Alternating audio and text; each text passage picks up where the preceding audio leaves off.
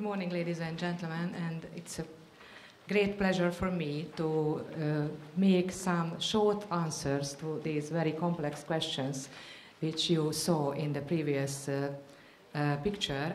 And I decided to give answers to these questions on the basis of a project which I represented Hungary. It was a CECE project 2 years before, and the aim of this project was to tell something about the role of school leadership, how the school leaders can influence the improvement of learning process. So we thought that one of the most important tasks of a school to help students in better learning, and probably one of the most important tasks of the school leader to enhance this process. First of all, I would like to see a short picture. It's a very simple presentation of the system of education, where you can see the policy level and the school level. And we found that in these 5 countries, there are quite large distance in between these levels, but in school levels we have to realize those expectations and targets and visions which policy levels give to the system. You can't see school leaders in this picture because they are in the middle. So in the interface you could find the school leaders, and it means that school leaders are in a key position in educational system in realizing those expectations which policy levels makes to the whole system. Why is it so important position? Why are school leaders in key position? Because they are professions, not only professions of management, but in general cases, and we experience that in these 5 countries, really almost all of the school leaders originally are teachers. So they are professions not only of management, but professions of teaching and learning process, how to manage this process. And this is why they are experts inside the school. But they should be experts of policy, and they should to discuss with representatives of policy level, and they can do that. Most of them can do that. So this is why they are so important, because they have to transfer the expectations from policy level to the daily practice in the school, and they have to report the results and the problems from the school level, from the daily practice to the policy level. And there is another aspect, because they are the school leaders are in a key position. And this is a question of number and money. Because if a policy level, if a national policy wants to influence anything in a school system, they have to influence the processes in the classrooms, in the learning processes. We know that each student has their own individual learning style, but from the national level, it's impossible to make anything in this level. Only the school level can influence the learning process of individual students. And politicians from national level can make contact with school leaders, because the number of school leaders is not too much. To make contacts with each student and each parents and teachers, it's impossible from national level. And the other side of this question is money, because if we want to improve school leaders, it needs much less money than if we wanted to improve the students or the teachers. So this is why we think that school leaders are not only interface between policy level and school level in educational system, but they are really in a key position, and to improve them, it's really could be a national task in each country.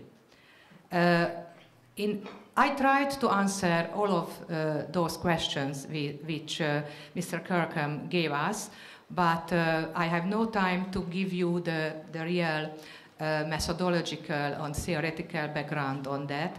So by the end, I will show you the product, the book which summarizes the results of our research, and you can find it in the internet. So if you want, you can pull it down and you can read it in more details. So the three most important attributes on the basis of our project was defining, improving, and communicating clear common values of a school. So not only defining, but improving and communicating. Communicating inside the school and communicating with the environment of the school, with the clients and with the representatives of a close community of the school. The second important element could be creating and building a common strategy. This strategy should be based on the common values of the school, but it's not ever being thing. So it has to be always to build, year by year, to reflect and to improve the common strategy. And my personal view is that the most important task of school leader is motivating people, motivating the staff and the students to accomplish the common strategy. I was working as a school leader for 5 years, and I experienced that it's not an easy task. It's a very, very hard task to do, but it's very important. We have heard about this question a lot in the previous part of this meeting, so I don't want to tell you about the compositional knowledge, skills, and attitudes, which are the elements of professional competence. And I hope that all of us agree that all of these elements of competencies can be improved, can be trained. But we found and agreed in this project that to improve different elements of knowledge needs different methods and different time. So we have to use, when creating, for example, a training program for school leaders, the good methodology. And we have to decide what is our goal, what do we want to improve. When we analyzed the types of leadership trainings in these 5 countries, we found that there is no country where pre-service training could be required for people who wants to become a school leader. There are induction trainings in 4 countries, not in Hungary, but in other 4 countries. And in several we have found several in-service programs, all of these countries. It's interesting that only Slovakia has officially accepted national standards for school leader. But actually we are working in another project, a new CC project, and our aim is to create a common cross-national standards or framework for school leaders. What is the organizational structure for efficient and effective schools? Our answer is definitely the distributed leadership. And you have heard a lot about what this phrase means. I would like to pay your attention only the last sentence, that there are evidences that distribution of leadership improves school outcomes. So I think it's a very important evidence for making distribution in leadership. There is a long debate on the elements of the job of principal, and probably you are familiar with this figure, which means the balance in between the two main areas of a principal's job, leadership and management. And it's very important that there are evidences that most of the teachers everywhere in Europe spend their time mostly with managerial or administrative tasks. So it's a challenge to secure time for leadership tasks, because leadership tasks are connected with vision, with common values, with building a common strategy. So I think that it's very important for each school leader to plan the work and to secure time and energy for leadership tasks in the whole school, not only in the management or not only in the person of the school leader, but in the whole staff. It's not easy, I know, because there are lots of tasks to do day by day, but we have to do that if we want to become a leader of a good and successful school. How can principal become a leading learner in a learning organization? I don't want to tell you now the most important elements of a learning organization. Probably it's familiar with you, but there is another element of a leading learner, and is a change agent. And in this project, each country made 2 case studies on their own practice, and in the Hungarian case study, we wrote a school which we decided that this school is a real learning organization. And we found different elements of a learning organization, and we have some evidences on how this school became a learning organization, but I would like to focus your attention on the last one, and this is the time. So become a learning organization takes much time. In this school, it took 15 years. So it's not a 1-year-long project to become a learning organization. It needs professional awareness and trust and patience, but the most important thing is that time is needed.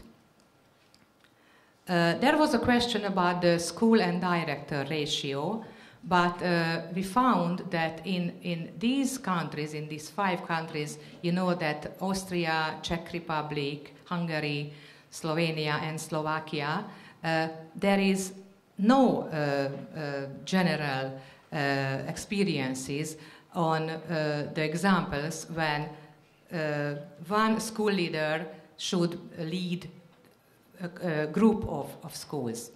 But I tried to answer to this question, and I found a new tendency in Hungary, and one tendency is in basic schools and the other one is vocational schools. And the process of this tendency is the same when small schools, Hungary we have, especially in general education, lots of quite small schools, and the settlements are obliged to maintain these schools, to subsidize these schools and so on. And because of the decreasing number of pupils and decreasing amount of money, some of the settlements decided to merge their schools. And in other process in vocational education and secondary schools, when the aim of the merging schools is to allow best or better quality for practical education. And in these processes, we can find that the original small schools stay as a units of the new merged school, and there is a top management of the merged school, and the units has their own leaders. So in these situations, the units works mainly with administrative and management duties, and strategic and leadership tasks belongs to the top management. And by the end, what is the main purpose of a school leader? On the experiences of our project, I can tell you that the main purpose of a school leader is to lead a school in a way which can improve the learning capabilities of each pupil. And I know that it's a very hard task. And we think that in order to this, the principal has to enhance the learning environment and has to motivate school staff to work together to reach this goal. And as I mentioned at the beginning, I can show you the cover of this book, or is it in hard copy for me? So it's a reality, it's a quite large book.